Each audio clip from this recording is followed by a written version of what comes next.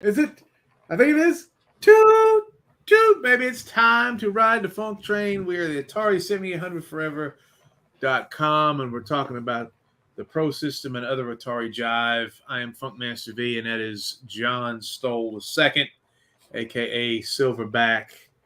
How you doing there, bro? Not too bad. Uh, had my CRT TV gave out on me, so Ooh, that's yeah, bad news. yeah, that You just is. got to go around the hood and go and Yep, pick one up time, off the sidewalk when somebody yep. discards one. Time to go Oh, garbage picking. it sounds like Oh, it's time to do something. I guess the yeah, uh, the the air fryer is the air fryer's done. Yeah, the onion rings are done, folks. yep, Well, we decided to do a podcast today because exciting stuff, and there's a lot of people that responded, and we had a couple people that were talking. And these things aren't planned, so we're not going to have huge live audiences ever. These things always happen last minute, but when we kind of have time. But a couple things I want to square away. Our buddy Jesse, who's known as Crossbow, I said something. Now, one thing, I am a pro wrestler. Okay, I used to be a bad guy pro wrestler for many, many, many years, and I was a DJ, and I was a bad guy in my rock band, and all that stuff. I say a lot of outlandish things, and I say stuff that sounds insulting. So if I insulted anybody, I think I hurt Jesse's feelings. But we mentioned that me and you aren't tech guys, and I said thank God that I don't know how I put it, but it was something about we can't stand those tech guys around here. They'd be sitting there going or whatever, and it was a joke. I told him, I said, "You're crazy." I said the tech guys are the ones that keep the damn industry going. Are you trying to kill somebody? I'm on the damn radio. What the hell? Is there someone coming in? There you got somebody breaking your door, and I have an air fryer. It's been quiet all day, and now it sounds like somebody's getting the shit beat out of them. Does somebody owe you somebody money? God. Anyway, I never. I mean, it's just maybe my wife is dead. Maybe I need to check on that. But first, we're going to talk about the Atari. So, without further ado, and also, hey, now the dog's here. What is going on with everybody? Are you okay? Is mom dead? Let me check my dog, see if he's covered in blood here. Did you kill your mother? Go out there. Go see mommy. Good boy. Okay, the dog. Now the dog wants to interfere. This is just. I just feel like a gypsy or something doesn't want us to do this. And don't. Right. I'm just kidding. If you're a gypsy Atari guy, don't get upset. So we decided to do a podcast today about these brand new Atari games that are coming out for the 7800. They were talking. The Atari Age is releasing these things at the Portland Expo again, and I would just want to thank everybody for putting an awesome convention in the furthest northwest corner of the damn United States of America. First of all, thank you for that. You could have had it in Ohio. You could have had it in Texas or somewhere that everybody could have got to. But hey, I get it. You put it in the upper where I can never drive up there. But these things look pretty good. I gotta say, man, I'm kind of excited about these. What do you think about them? These 7 games. Yeah, there's a good variety here. It looks like.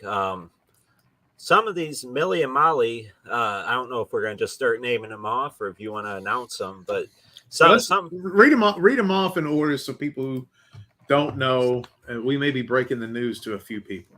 Yeah, so like you said, I believe 7 games have been announced. And that's just for the 7800. Yep, there's some for the Lynx, the Jaguar, and all that stuff too. A bunch of 2600 as always. Yeah. The first one was Death Merchant, which they actually already unveiled the box art for. Looks awesome. Looks like a apocalyptic Fallout type game. Artie, which is a Muddy's version of Hero. EXO, which is Muddy's second attempt to get a physical release out, I believe.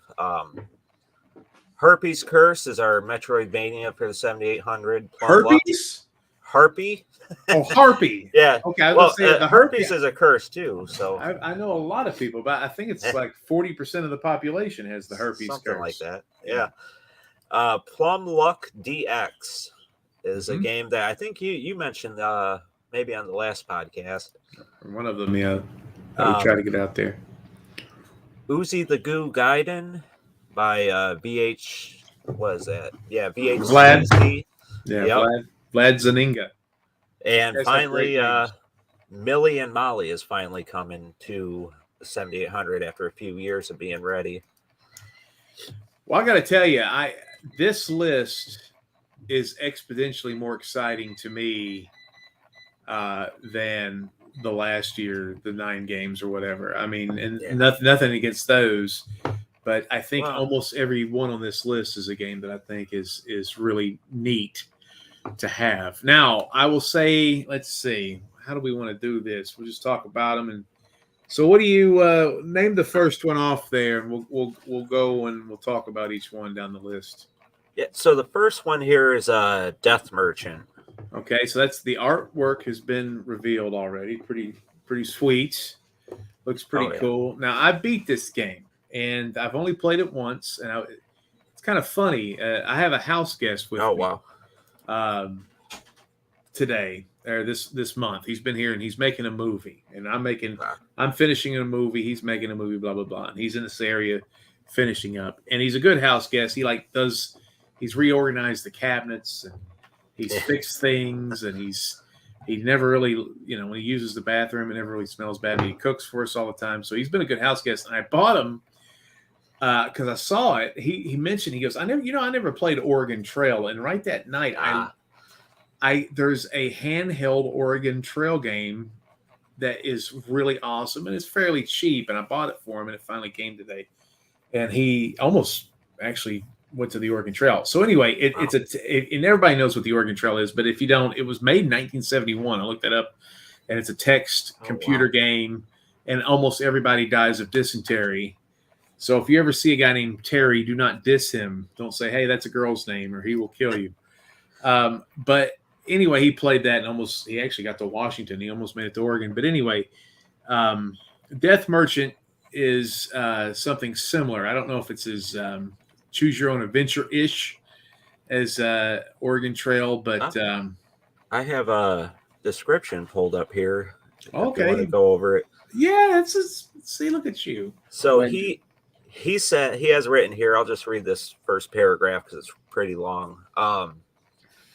Death Merchant is a new 7800 game that was inspired by an old favorite of mine, Dope Wars, which can be downloaded at a website. Dope Wars is a DOS-based text-only drug-dealing simulation game, and I used its gameplay in this reimagining of the original, along with some graphics and gameplay, to give it an RPG feel. He's trying to keep it under 48K because reasons. And he's basically altered it to be a post-apocalyptic setting, but it's basically a port of Dope Wars, I guess. Well, it's a lot. It's different than that horrible sounding game. Sounds like something that would happen downtown here, but or in Toledo. You're from Toledo, so I used to live in Knoxville, Tennessee, and I always used to tell people, I said Knoxville is the Toledo of the South. But anyway, so I'm used to what Toledo's like too. But anyway, it's got graphics, quote unquote, and they're nice to see, but it is a text game. The graphics really don't move, and it's a strange game where you're trying to amass wealth and eliminate debt, which sounds like my life right now. So I don't know if that's going to excite anybody, but you basically have to exist for 31 days, and food and training, and there's roaming bands of it. What's crazy about this game, it sounds a lot more fun than it probably is, but yet it's still worth looking at because it is unlike anything on the 7800, and what it's doing, it does pretty well. I don't know if it's going to excite the 7800 fan base, but this is a game, and this is weird because you can see I collect these things. I want it on the shelf. You know what I mean? It's like Death Merchant. It doesn't sound like anything else, and the game is definitely not like anything else. So, definitely really, really looking forward to that one, to get that in a box.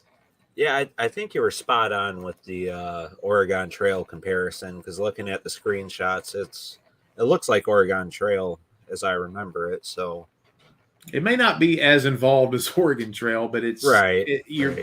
there's a budget. And dude, I don't know what happened. I can't really remember, but I made so much money. I was like, am I the richest man in the post apocalyptic universe? Right. Wow. But I did real well. I don't know what I did. I next time I play it, I'll probably die on the third day of not of starvation or something. But that's a good one. I'm interested. I can't remember who programmed that. Do you know? I can't remember. Let's see. The username is Artarius Maximus. So that's Angle. Yeah. Yeah. I'm sorry, I can't think of his. Atarius Maximus. That's good. Yeah. And I knew him when he was really fat, and he used to go by Gluteus Maximus. He dropped about 100 pounds, and he changed his name. There it is. Steve Englehart. It's on the main Death Merchant screen on the thing. So he's done a few games, I think. I know. Yeah. All right. What's number 2 on the list, my friend? ARTI RT. So Artie. I think this is one you said you weren't that excited for. Is that? Well, I'm excited about it because I know Muddy Funster can make Pong a really nice version of Pong, So again, I think I said in the last thing, it's kind of funny. I told Muddy this. I don't like Combat. I don't like Hero, and I don't like Keystone Capers. And you're making these games I don't like. So I'm probably, if I give you bad reviews or whatever, it's just because I don't like these games. But Hero is a game I always wanted to like. Like I always used to see when I was a kid, people were always talking about it. If you don't know what Hero is, it was made for the 2600, and it was an Activision game. And Activision tended to make their 2600 games are always better, it seems like, than the Atari games for the most part. And it was a multi-screen adventure game where you kind of descended and you were trying to find what was it, stranded miners or something, right? You had to rescue people that were trapped in these caves. And he's really, the game looks great. He's updated the graphics. The 2600 game was essentially solid colors, and you could tell what everything was, but not really. It looked good for a 2600. Yeah, it did look good for the time, but he's really these screenshots look amazing. They look really, really good. I remember I played a couple levels, and you like the first guy you rescue is like Indiana Jones, right? Yep. And then the second person's like Laura Croft. Yep. And then I was like, I'm going to start giving you ideas. And then I came the guy from Heart of Darkness. Ash. I was. Well, the Heart of Darkness. Heart of Darkness. I'm thinking. Yeah, it's what Apocalypse Now is based on, and I was like, hey, and then I was like, I don't know what he looks like, and I was like, I can't think of anybody else, so I'm just going to stop. So he probably didn't appreciate the shit anyway, but I was trying to help him come up with some cool ending characters. But it looks great, and if you like Hero, I think you'll dig it because he's added a bunch of different levels. Now, here's the $8,000 question that I'm going to frame to you. Why is this going to be sold by Atari Age? So I'm going to shut this door because everybody in my house now has decided to have a naked bingo party. And my dog comes in here and there's a machine gun outside shooting off. But tell them what you think, man. It's kind of strange because you're right. They just took down everything that was Activision and any company that, any game that was a port at all, they just took off. But this is coming to PRGE at least. They said it should be in the store November. So unless they feel they've changed enough that it's its own thing, they've added cutscene type screens.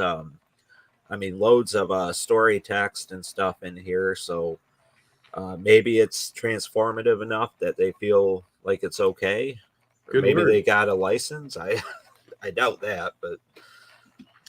Well, I think you're right about something, or I was right about something, but I do think Atari Age is looking to merge with something that is licensed Atari. because you're right. I didn't even notice it, but Asteroids Deluxe that Bob made is still in the Atari Age shop. So I mean, to me, it's like and something sneaky's going on. But I think Artie is different enough. There's another one too.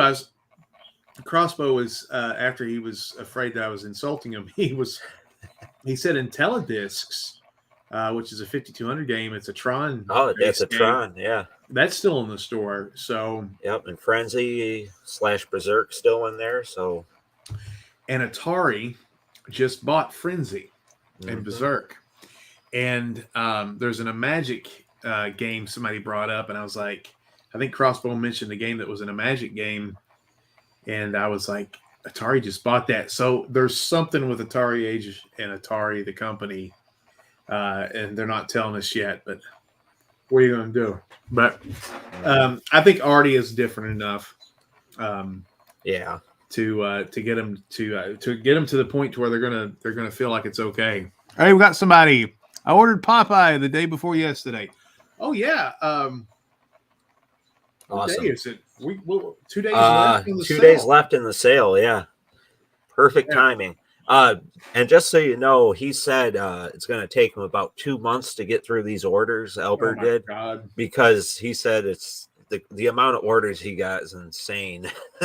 Well, he should buy his family a nice some sort of Hawaiian vacation. You ain't kidding.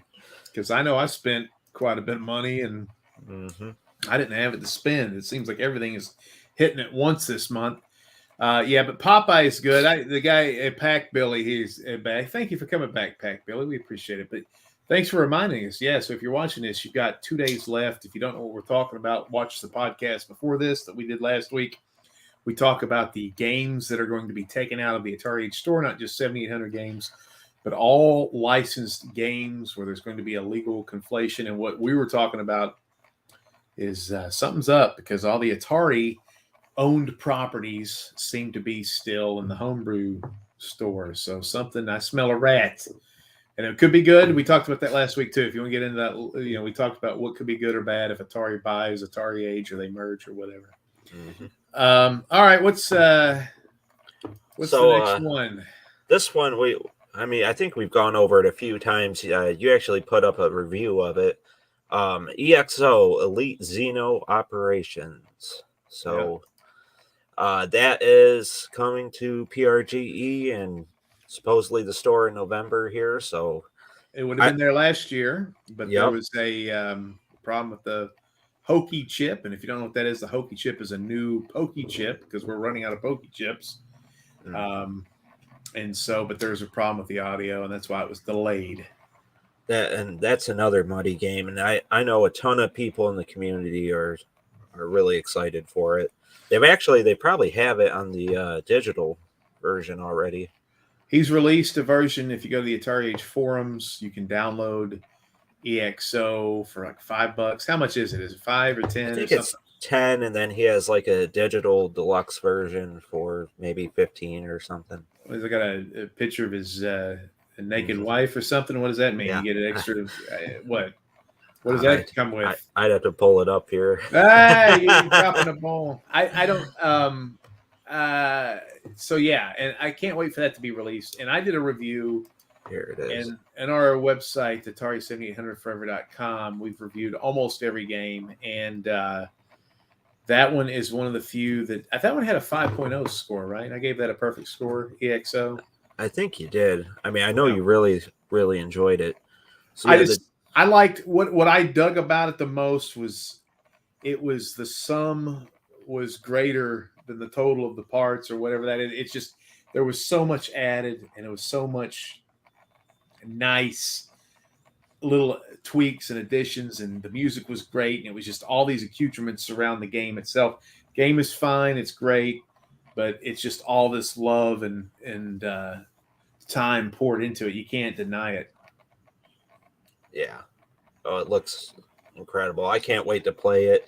Unfortunately, I have nothing I can play it on, so even if I buy the ROM, it doesn't work on Concerto. So really, see, so I got to get the 7800 GD, I guess. Watch your mouth.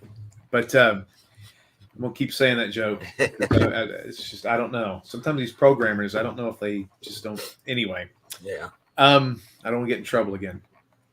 I love you guys. Keep making stuff.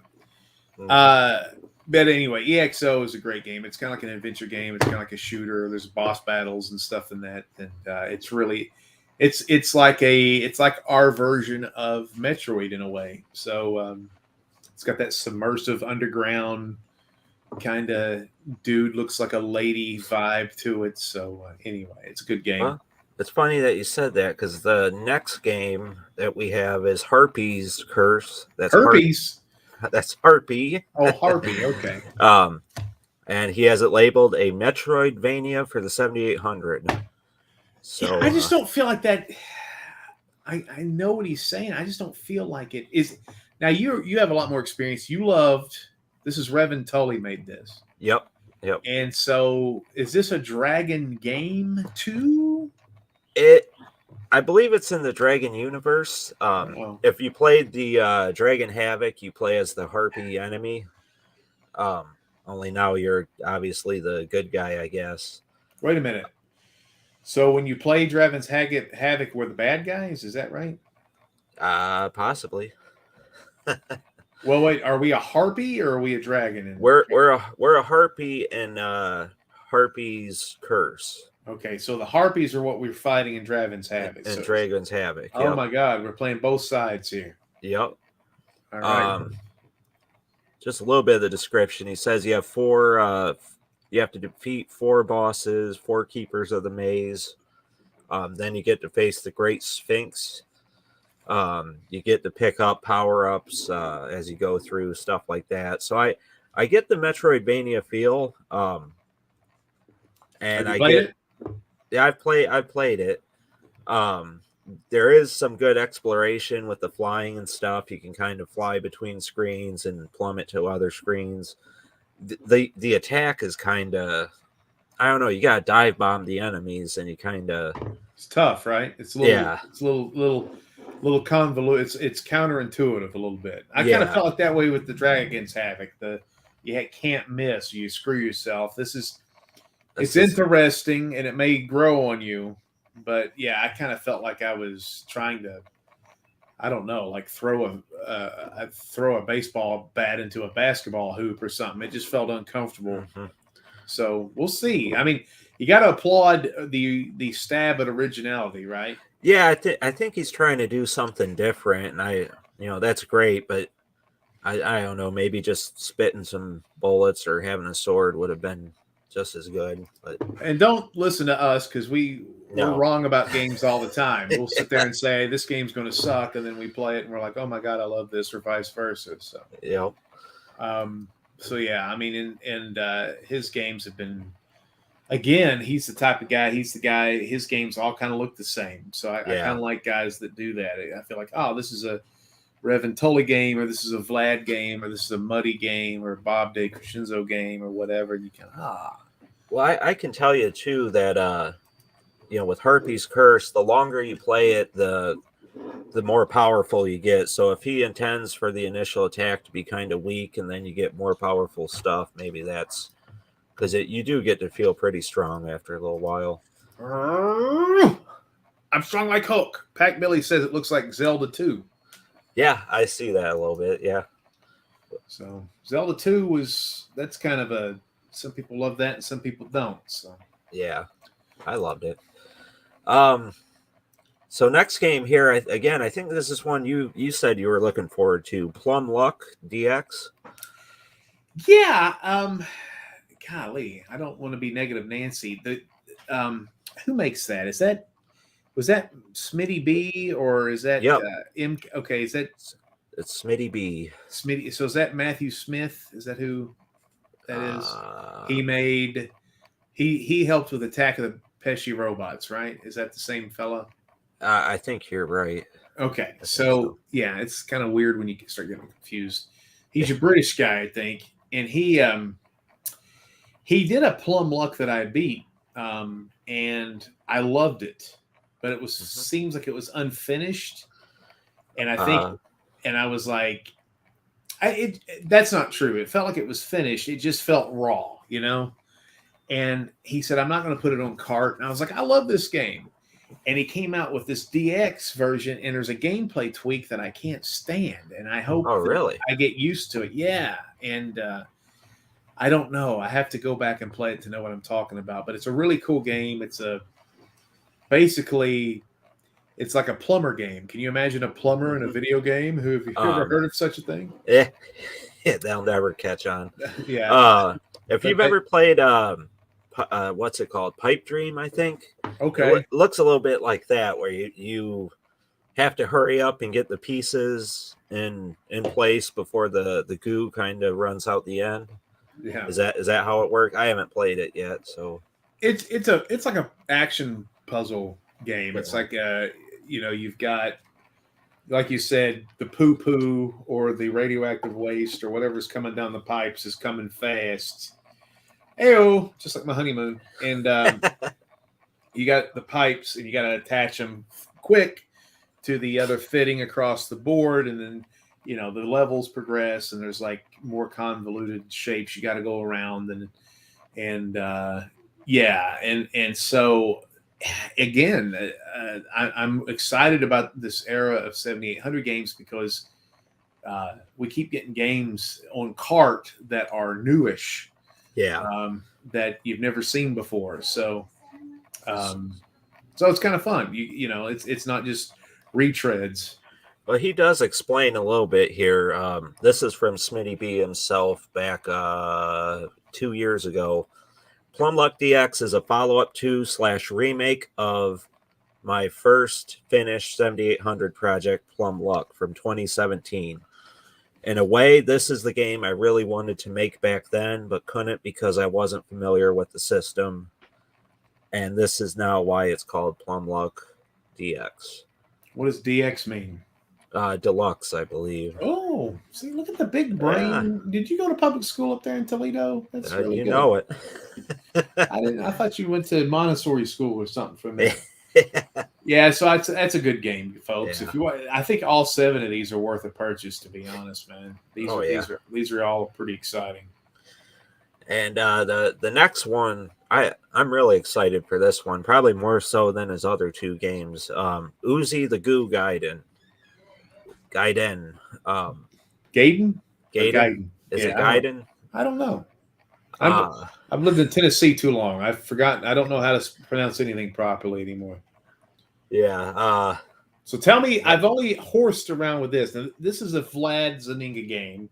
Yep. And so this is the guy that did Night Guy. This is the guy that did Slide Boy. This is the guy that is doing a D for defense or cannon and D or something like that. He's doing the roach shooter, and he's doing ninja-ish guy, and he's doing the board game for Night Guy, which that's the one I wish he would finish. That's my favorite. That game is awesome. It is great, is it not?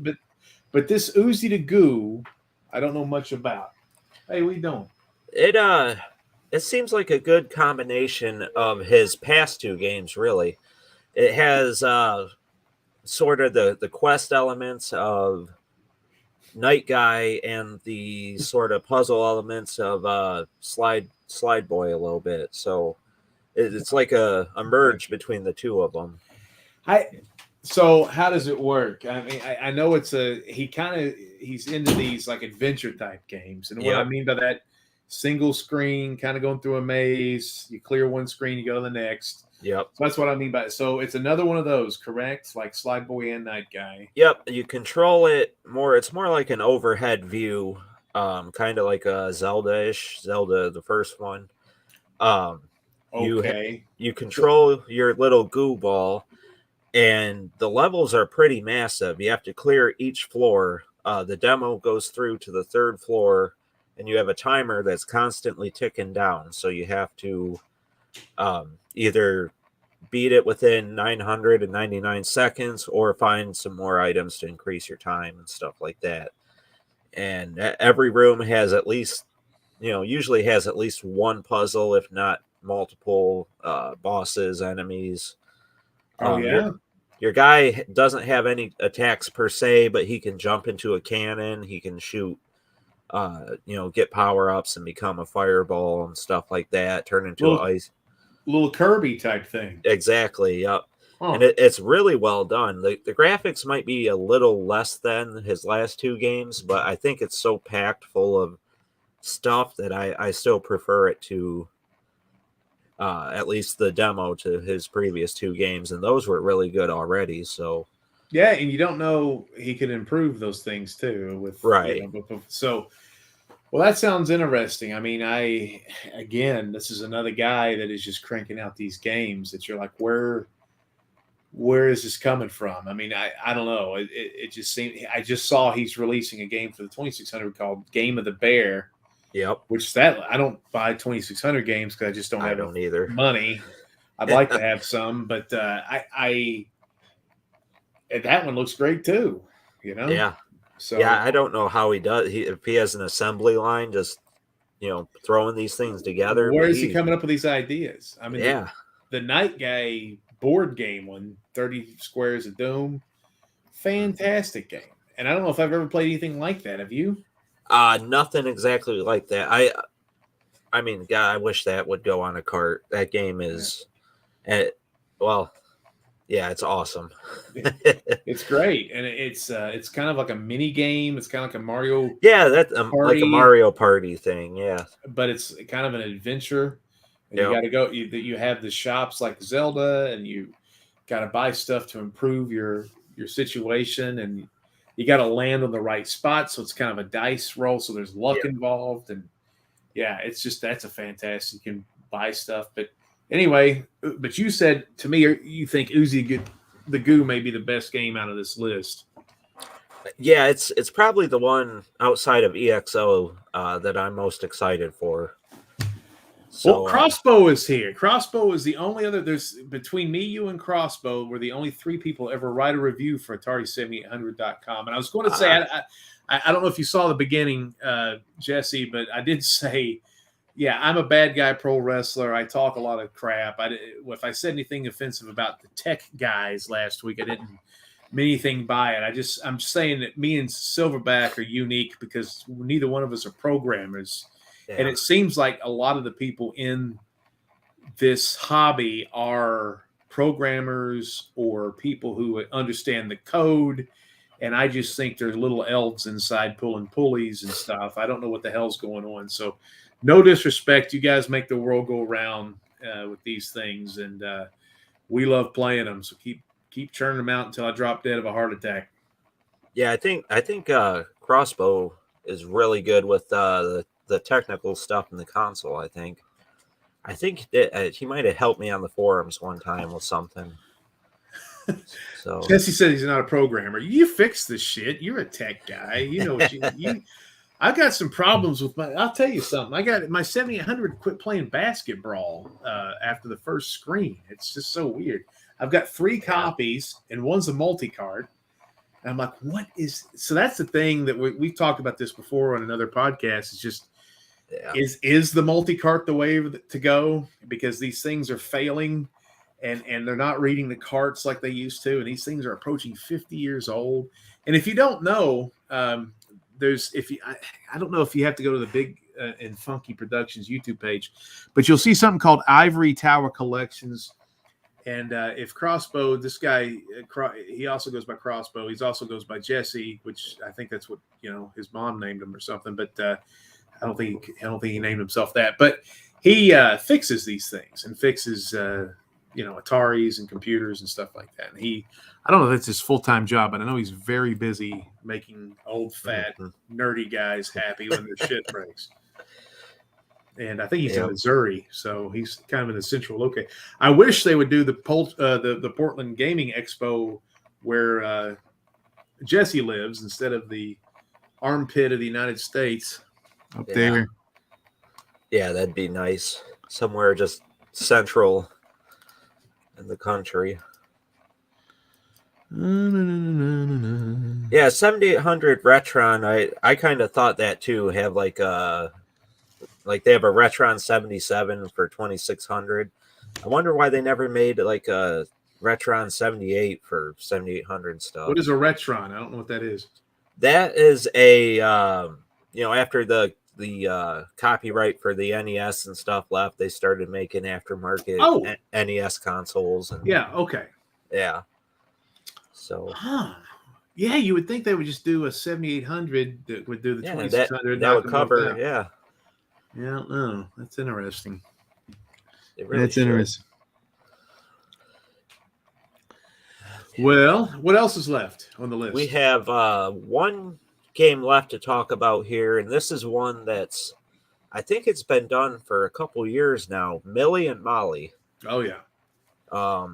It's and who does that? Is that MK Smith? Or that's MK Smith. Yeah. Okay. Yeah. So that one is. Have you played that game? I did play it a few years back. I played a few levels.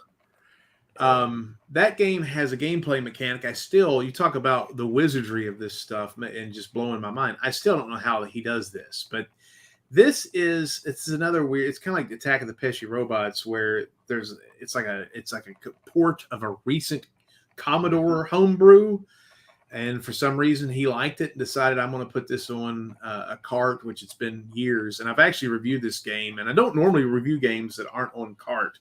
But I have made an exception a couple times, and Millie and Molly was one of them. First of all, Bobby Clark, the guy goes by Synthapalooza. Fantastic music, maybe some of the best music in the library. It's up there with Ricky and Vicky. It's up there with what's the other EXO. It's just amazing music.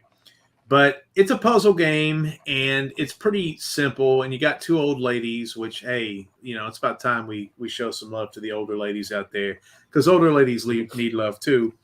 But the gameplay mechanic of Millie and Molly that is unbelievable, and I still don't know how this works, is it has a time manipulation element to it, to where if you make a mistake, you can rewind time, and it tracks what you did, and everything will go back, and you can finish the puzzle without dying or running out of time by using this basically manipulation of time. There's 99 levels, so it's a big game. There's like 5 different worlds, and it's interesting. The girls, the ladies are tough. You can't kill them. I think they just run out of time. Yep. And there's monsters and stuff, and you got to push blocks. So it's kind of like an action puzzler. But the gameplay mechanic alone is worth the price of admission, in my estimation. Yeah, it looks really fun. And like you said, the rewind thing is, from what I remember, it was really cool. I don't think I've ever seen anything like that in a game like this. I've seen them in like modern, 360 games and stuff, but I don't even know how that's possible. How it has the memory, right, to keep up with, to remember what's happening. And I don't know, some sort of programmer trick, but yeah, don't let the name throw you. It's awesome.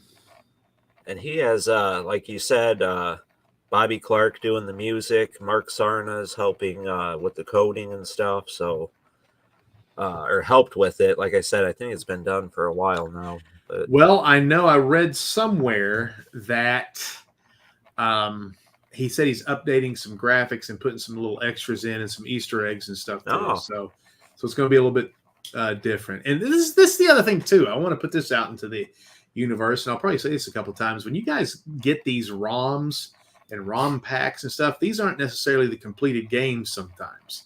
So if you're playing a game and you're kind of like, oh, that was pretty good, but it seemed it ended, or there seems like something's missing, just keep in mind that sometimes these guys just release these demos out into the cosmos so people can horse around with them, and then people can play test them, and then they'll save the final product until they release it on cart or ROM or whatever else. Yeah, and Ivory just said Braid. Braid is the game that did the rewind mechanic.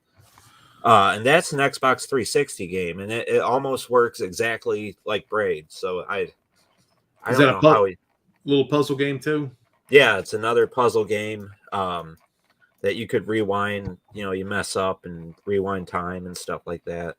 It's fascinating. So I mean, to me, this list of 7 is as strong. I don't think there's necessarily a weak game in this lineup, man. I mean, this is yeah. If you had to give first place medal of one of these, there's at least 5 contenders out of the 7, and all of them are worthy of time and sinking a little bit of money into too. So just an amazing lineup of games. So effing, go to your kid's room, get a hammer, bust that piggy bank, rob a convenience store. Don't tell them I told you to do it. But, you're looking at another $350 or whatever coming out around October time. It's probably worth mentioning, too. I'm trying to find it now, but he did say, obviously, this lineup subject to change. And he also said there might be another game or two that might get added to it. Yeah, he did that last time. I think Dragon's Havoc was the surprise last year. So. Yep. Yeah, I think you're right. Yeah. And that was a good surprise. I still haven't beat that one. That one's like, I'm going to have you come down and beat it for me or something. Give you a Greyhound bus ticket to the Knoxville bus station or something. Yeah. So we're going to talk about a couple more things. Those are the 7 games coming out. And to recap, Death Merchant, Uzi the Goo, Artie. What else we got here? Millie and Molly. Plum Luck DX. EXO. And EXO. So those are the 7 games. And those all look great. In fact, I've reviewed a couple of them. I think Millie and Molly got a 4.5 on the website. EXO got a 5. Artie. Did we say Artie? Yeah. Yeah, you said Artie. Yeah. Okay. So I was want to talk about you tried to piss me off this week, and I was thinking about flying up there in my Learjet to come beat you up, but you took a stab at my my world record for Tower Toppler. You were lying. We're not that close friends yet, Silverback. You're sitting there pulling my chain. I'm at a movie shoot, and I'm supposed to be remembering my lines, and you're like, you won't believe the score I got. And I was like, mother effer, because I know you're better at video games than I am. No, I was never going for your score. I did take a look to see what that score was, just in case I did topple it. But good word. Yeah, but no, I was never gunning for your score. But I thought it'd be kind of interesting if I did beat it. Well, you were close. You got about 60-something thousand points, and I think my record's about 77 or something. Is it like that? Something like that? Yeah, I think it was 7. 7 something. I can't remember. 7 something. Yeah. Yeah. And I swear, I told you this before. When I was a kid, I was so much better when I was a kid playing these things. When I was a kid, I swear to God, I got 143,000 on Tower Toppler, and now, as a man looking at it, I have no idea how I acquired that score. I must be wrong. But I know I broke 100,000 on it, and I don't know how. I don't know how you did that. The only reason I beat that game was because after I talked to you, I think it was on the podcast. You had mentioned something about how you were doing crazy jumps and mid-air jumps, and I figured out how to do some of those, and I was able to maybe cheat my way through a little bit. So I think that's the only reason I was able to beat it at all. I want to see Ivory. I'm reading these things. Ivory, which is Jesse Crossbow. He goes, I want to see you guys take down my night guy best time. Ha ha. And what is says, yeah, what I can't remember what mine is, but Crossbow, you kind of were a beta tester. That's not very fair, but I'll take him on. Well, since we got Crossbow here, let's ask him this. What is the deal, since we're talking about Vlad, his stuff here, what is the deal with Slide Boys survival mode? Are we missing something that where you can beat it, or is it just a pure try to get to level 13 or 14 and that's it? Because to be honest with you, for as good as the games that Vlad puts together, I kind of feel like the survival mode is kind of dorky or lame or something. I just feel like, what's the point? If we all can get to level 13, and that's what there has to be a secret, I would think, or maybe it's just, hey, try to get to as far as you can, and we all got to the same spot.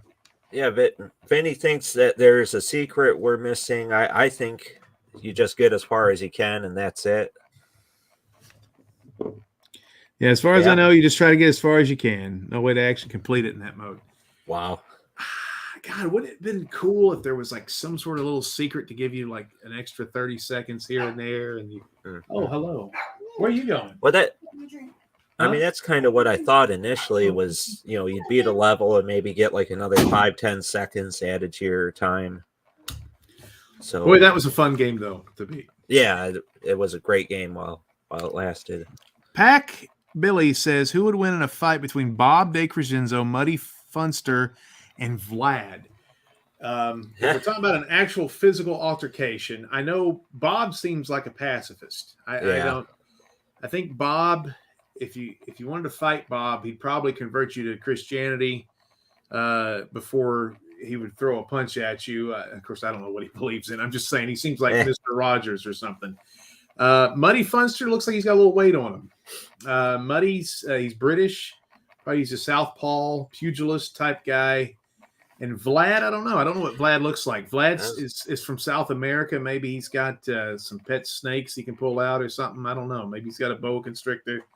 And that's what his wife says, at least. I don't know. I don't know what Vlad looks like. But if you're talking about programming wise, oh man, you got to give it to Bob now because Bob did so. Bob was the scene for 8 years, probably. Well, and Bob programs the hard way too. I mean, he does everything in what do they call it? Assembly code.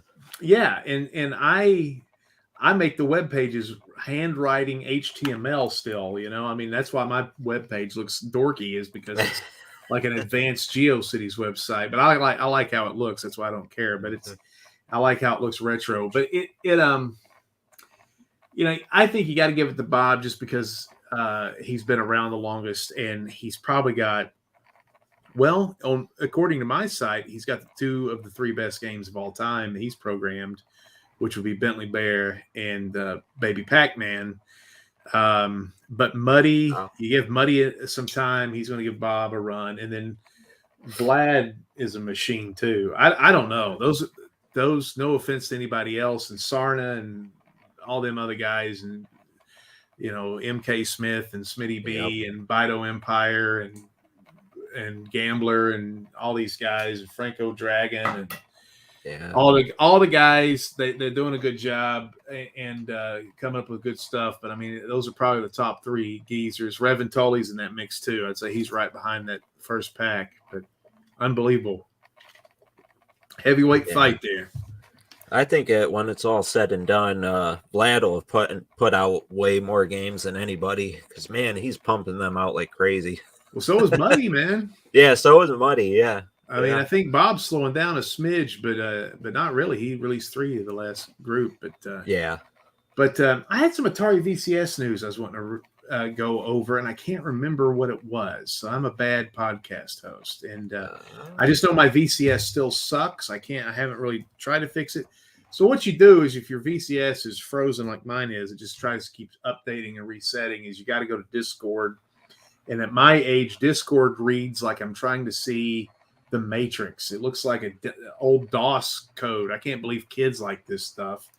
Discord is awful, but they'll have game files for you to save on a flash key, and you just take the USB, stick it in the Atari, and it fixes it.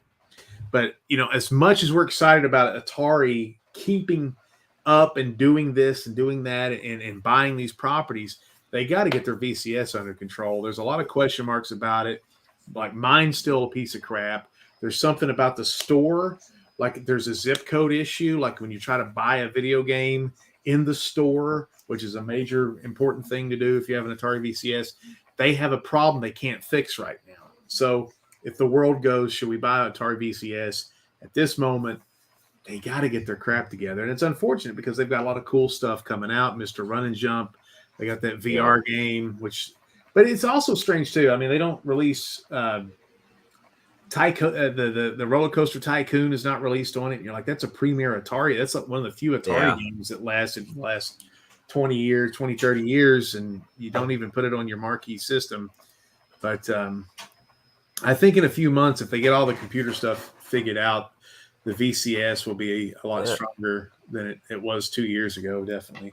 It looks like they put out 2 new of them reproduction PCB boards, I see.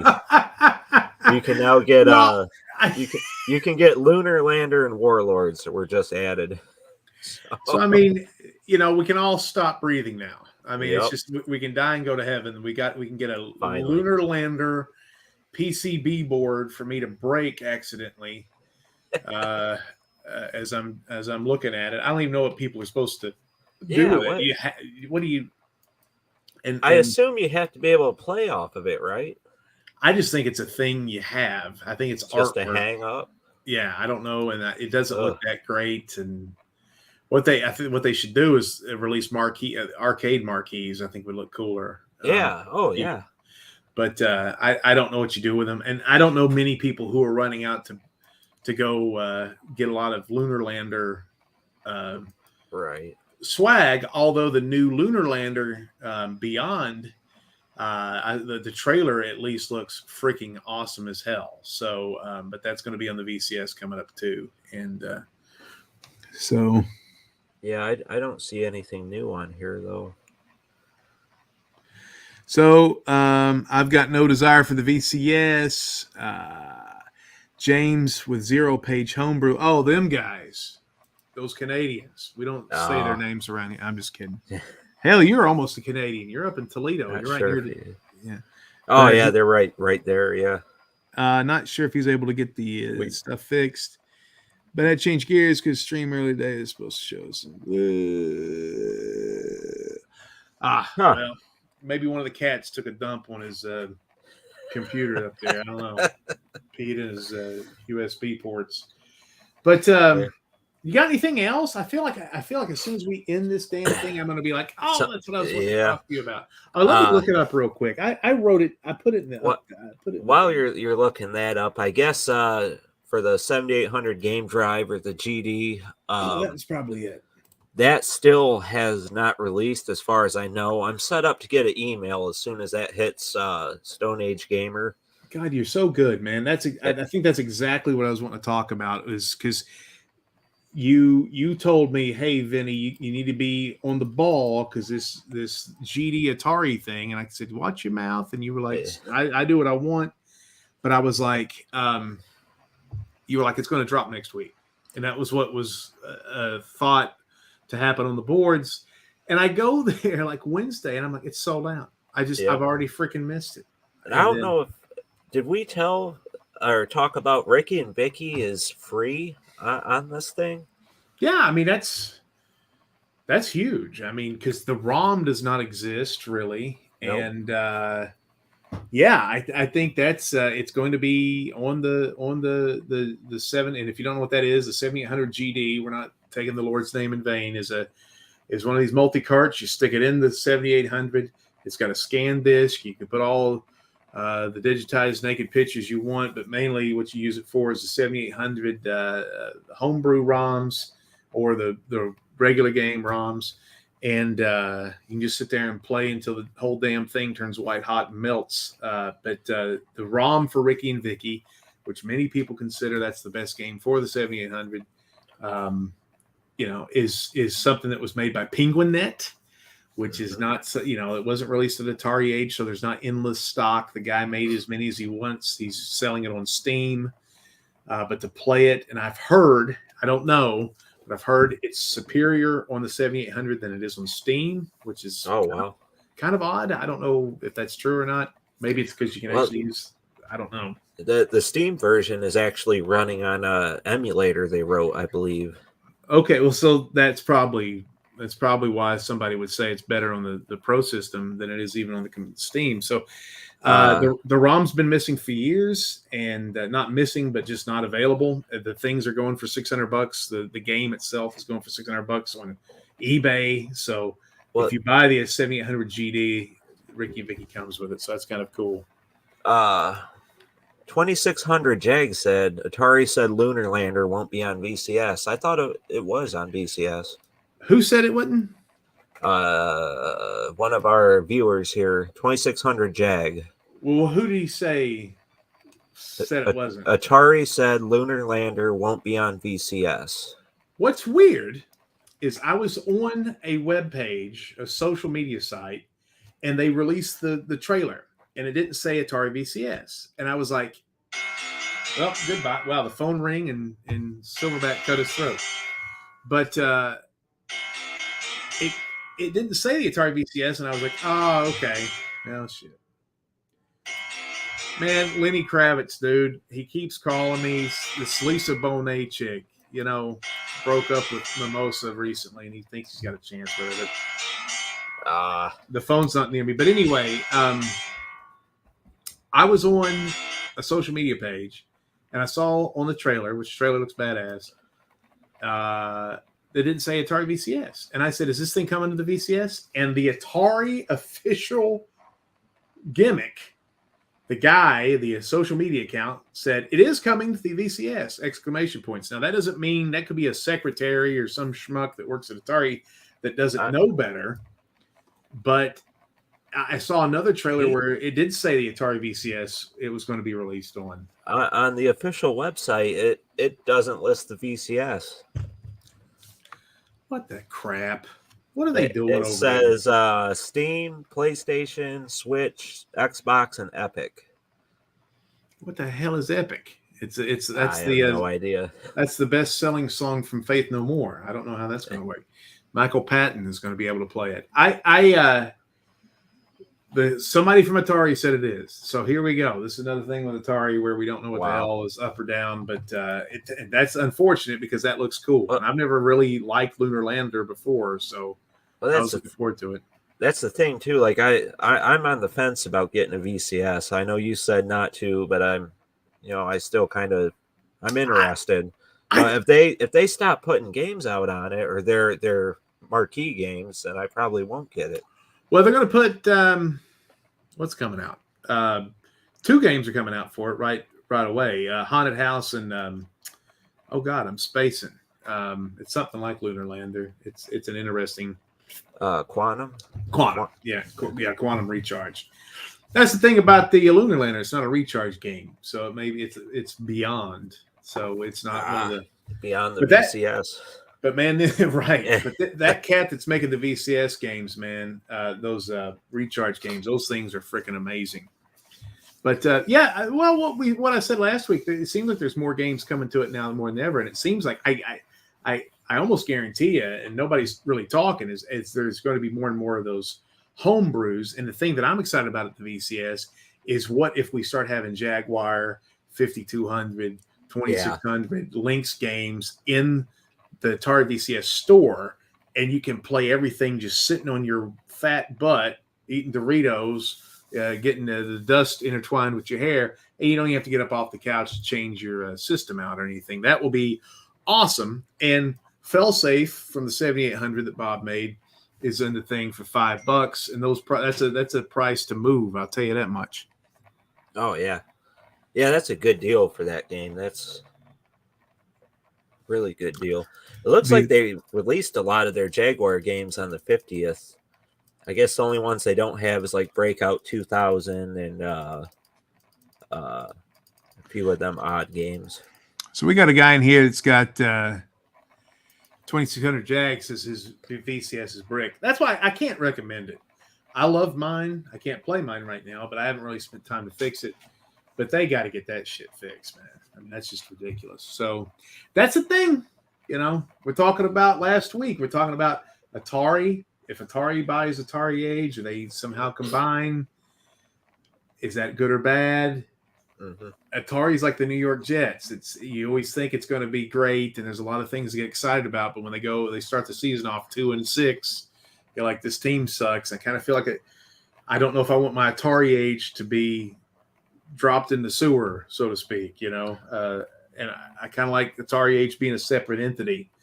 But who knows? It may be the best thing in the world. We may be in a year from now going, I can't believe everybody in the free world now has an Atari because it's so awesome. But I doubt that. Pack Billy, I don't think they abandoned the VCS. They're still putting stuff out on it. No, it's now getting momentum for the first time. I mean, if you go to the store, there's more things in the store than ever. So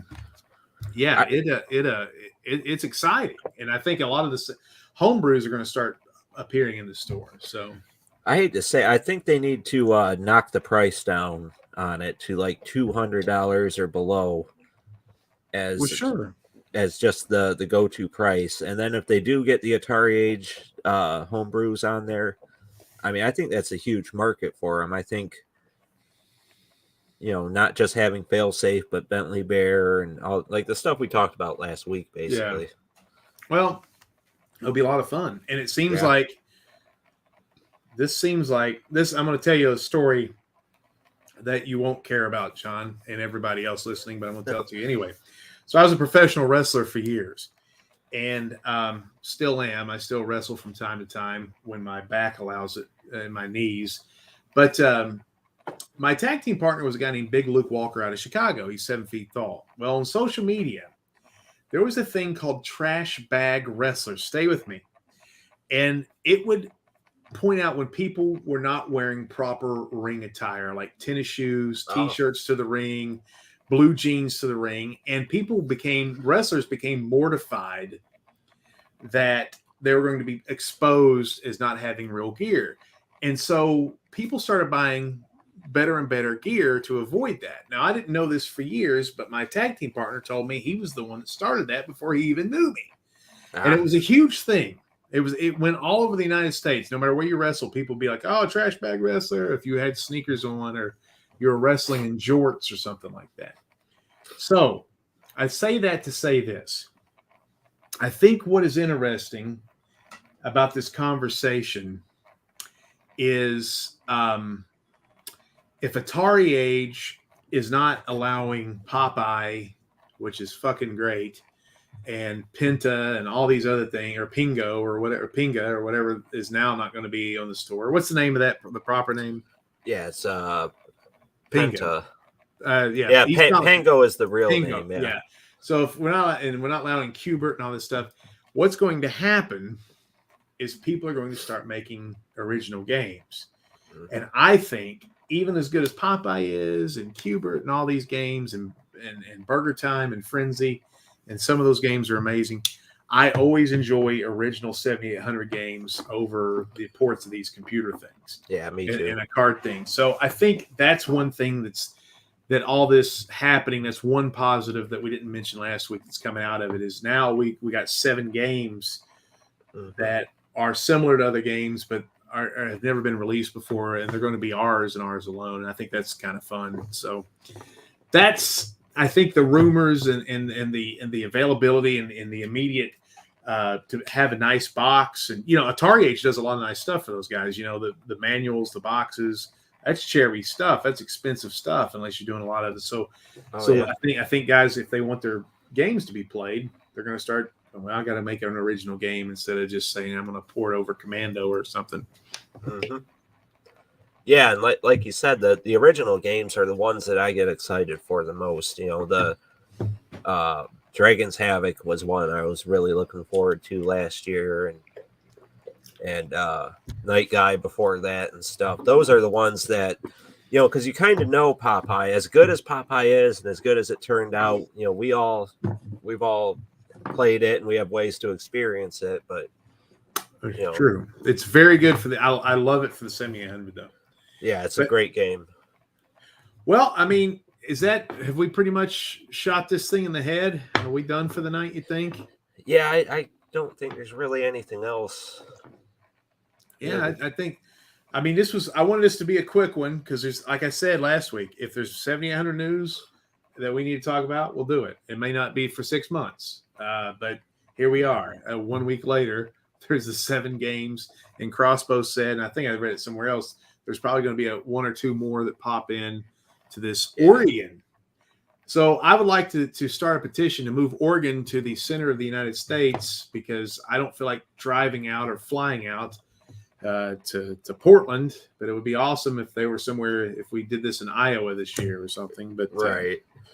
Anyway, I know that's not going to happen, but we'll just have to wait until the store. I could hire somebody. Maybe I can hire a man to go up there and buy the games for me. And like a little guy that's in a band. You know how Portland is. They all are trying to start a grunge band up there still. Get a bass player from a shitty band up there. Hey man, here's $20 and a token to get a free bath. go up there and get these games for me. There you go. But anyway, thanks. We've had actually some pretty good activity in the chat, and I just kind of thought these things would just go out and nobody give a shit, and that's fine with me. But appreciate everybody in the chat who's talking, and me and John will keep this up, and we're going to start doing more reviews. And we had a guy. We won't say anything, but you know how this last batch of games, I found 2 bugs. One was with Pesci and one was with Popeye. None of the game testers found them. You found a bug in one of the games too, and the programmer told us, "I'll fix it. Just don't mention it." So we found in this last 9 games, we found 3 games with really bad glitches in them. So they're working on fixing that one behind the scenes. But I don't know. Do you feel cool about that? Between me and you, we found 3 major bugs in those games. I mean, do you feel like we're special or something? I think we need to be the testers. Well, I think I was talking to you on the phone or something when I found the Popeye bug. I was sitting there looking at it like, yeah, hey man, is this? I was sitting there playing it when I was talking to you, and I was like, these beer bottles are not racking up points or whatever. So, anyway. I remember you told me that, and then I had to put it in and play it. And I was like, has anybody? I had to see for myself. Yeah, it's like I haven't heard it. What? I thought it was mine. So my Atari or my version of the game, but no, it was unfortunately that poor guy had a hard time with that. Well, guys, thank you for everything, and take care, John. You stay nice and warm up there in Toledo, and don't let the AIDS come and get you. Trying not to. All right, brother. Be good, fun as always. Yep. Take care. Yep.